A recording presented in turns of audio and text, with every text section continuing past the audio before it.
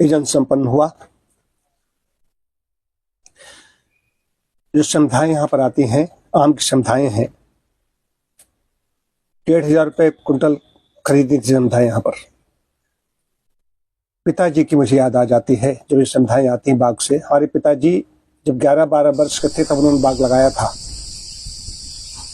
और मैं भी उनका ऐसा पुत्र या सुपुत्र कहूँ, सुपुत्र अपने आप बोलना ठीक ही होगा, कि विपरीत परिस्थितियों में बाग मैंने नहीं कटाया, बाग रहा, और आज बाग, अब पेड़ सूख रहे हैं अपने आप, तो उनकी समिधाएं यहाँ पर आ रही हैं।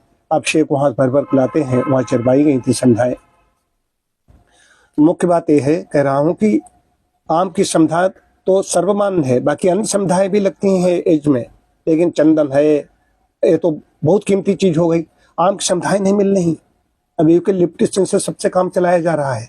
एक तो ये चीज है। ये बताइए कि हम लोगों ने व्यायाम भी हुआ, यजन भी संपन्न हुआ।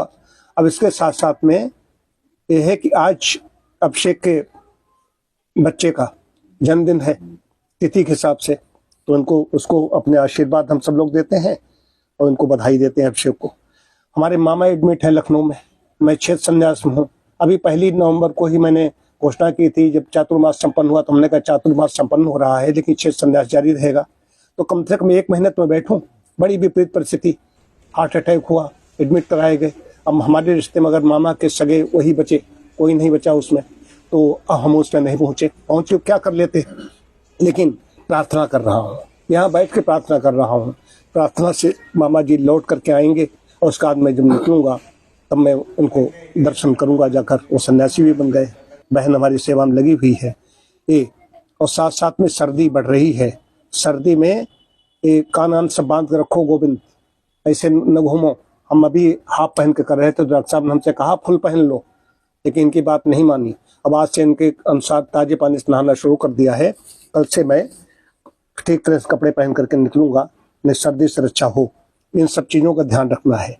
तो ये बाग से लेकर के पिता भी मुझे याद आ गए, इधर अभिषेक का पोता मुझे याद आ गया, भाई हमारे शिष्य है तो उनका पुत्र है, तुम्हारा पोता है, और उधर हमारे मामा जी, ये सब चीजें याद आई। तो यहाँ सबको मंगल कामनाएं प्रेषित करते हैं सब लोग बैठ करके। इसीलिए साधना जब हम डॉक्टर साहब या सब लोग जो वहाँ पर योग की कक्षा होती है उसके बाद में भी मंगल कामनाएं प्रेषित करते हैं। इनका तरंगों का बड़ा प्रभाव पड़ता है, और इसका प्रभाव इतना पड़ता है, उस बच्चे को आशीष मिल रहा है, मामा जी के लिए भी प्रार्थना जा रही है, वो भी ठीक हो रहे हैं। तो सर्वे भवन्तु सुखिनः ऐसा नहीं होता है। सर्वे भवन्तु सुखिनः ये जो यहाँ से जाता है, ये तरंगे जाती हैं, और जिनका चेहरा याद कर लोग उनको फलीभूत हो जाएगा जाकर। ओम शांति शांति शांति।